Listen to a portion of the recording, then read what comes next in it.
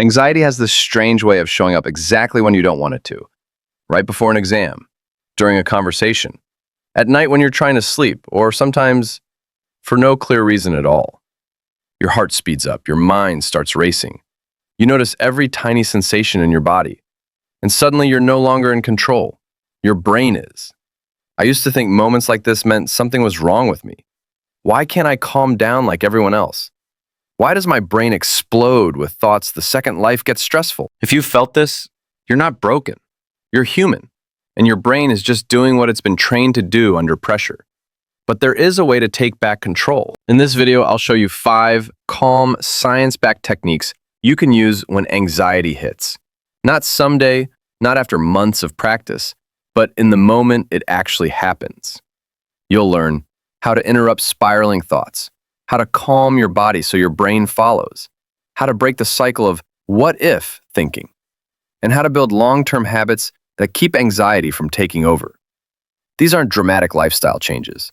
They're gentle tools, practical, simple, and surprisingly effective. Let's start with the technique I wish someone taught me years ago. The 5 techniques for when anxiety hits. Method 1. Name what your brain is doing.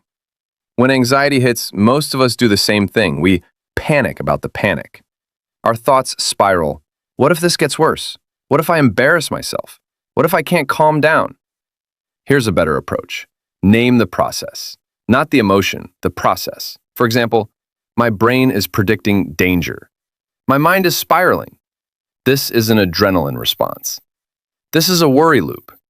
This creates what psychologists call mental distance, a small gap between you and the feeling. A friend once told me how she handles sudden anxiety before presentations. She simply whispers, "Oh, this is the part where my brain freaks out a little." And suddenly, she feels grounded. Not fixed, but grounded. Why it works. Your brain listens to your language. Naming the process tells your nervous system, "I know what this is. I'm not in danger." Don't try to name the feeling. "I feel anxious." That often makes it stronger. Name the mechanism instead. Method 2. Break the body loop. First, your brain and body talk to each other constantly. When one panics, the other joins in. So sometimes the fastest way to calm your mind is to calm your body first. Here are 3 gentle ways. A. The long exhale technique. Breathe in for 4 seconds, exhale for 6. Do this 5 times. A longer exhale activates your parasympathetic system, your natural calming switch. B. The 5-second muscle reset. Choose one muscle group, your hands, shoulders, jaw. Tense it gently. Hold for 5 seconds, release. This sends a signal, relaxation is safe. C. Drop your shoulders. It sounds too simple, but anxiety lifts your shoulders without you noticing. Lowering them tells your brain you're not in danger.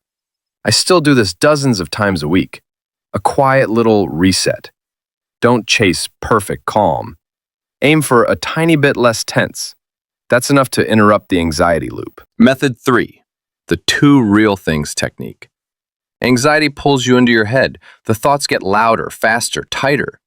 To counter this, bring your focus back to the present moment. Here's the method. Describe 2 real things you can sense, out loud or in your mind. I feel my feet on the floor. I hear a distant car. I see light on the table. I feel my shirt against my arm. Keep it simple, keep it factual, no judgment. This grounds your brain, literal grounding. A small example. One day during a stressful meeting, my mind started flooding with worry. So quietly, inside my head, I said, "I feel the chair under me. I see the edges of the table." Within seconds, the spiral slowed. Why it works. Your brain can't stay anxious and grounded at the same time. It has to pick one. Don't try to find perfect things to notice. Any 2 real sensations work. Method 4. Shrink the timeline of the problem. When anxiety hits, the brain zooms into the future. What if this becomes a disaster? What if this keeps happening? What if this lasts forever? Here's a way to cut that loop. Shrink the timeline. Instead of asking, "How will I handle this for hours?" Ask, "What do I need for the next 60 seconds? 1 minute, that's it." You'll be surprised how often the answer is small. 1 slow breath, a glass of water, a brief pause, a moment to sit. A cultural example. Some mindfulness teachers in Japan use a phrase that roughly translates to handle only the next breath. Not the day, not the hour, just the breath. When your timeline shrinks, your anxiety shrinks with it. Your brain may try to jump back into long-term worry. When it does, gently return to, what do I need for the next minute? Method 5. Give your anxiety a job. This one sounds unusual, but it works surprisingly well. Instead of fighting anxiety, assign it a role. For example, anxiety, remind me to double-check my work. Anxiety, make sure I arrive early. Anxiety, help me prepare. Suddenly, anxiety becomes a tool, not a threat. A personal example, before big projects, I used to get nervous about everything that might go wrong. Now I say, okay, anxiety, tell me the 2 things I should plan for. And once it answers, I say, good, your job is done. This turns fear into focus. Pitfall. Don't give anxiety open-ended tasks. Be specific. And once it's done its small job, dismiss it gently. What people usually do wrong. Let's address the common mistakes that make anxiety worse. 1. Trying to stop anxiety immediately. You don't need instant calm. You need slow control. Big difference. 2. Relieving anxiety means danger. It usually doesn't. It just means your brain is guessing. 3. Fighting the thoughts directly. Trying to push them away makes them louder. Redirect instead. 4. Finding permanent fixes. These techniques won't erase anxiety forever. They help you manage it, which is more realistic and more powerful. 5. Avoiding the situations that cause anxiety. Avoidance feels good now, but makes anxiety stronger later. Gentle exposure builds confidence. Before we wrap up, let's recap the 5 techniques. Name what your brain is doing. Create distance. Calm your body first. Long exhale, muscle reset, shoulders down. 2 real things. Ground yourself in a sensory moment. Shrink the timeline. Focus on the next 60 seconds. Give your anxiety a job. Turn fear into direction. Remember, anxiety isn't a failure, it's a signal, and signals can be managed, softened, and understood.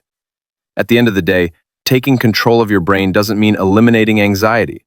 It means guiding it, balancing it, meeting it with tools instead of fear. You don't need to be perfect. You just need one small technique each time anxiety shows up. Try one of these today. Not all 5, just one. Give it a chance to work. See how your mind responds. And if this helped, consider subscribing.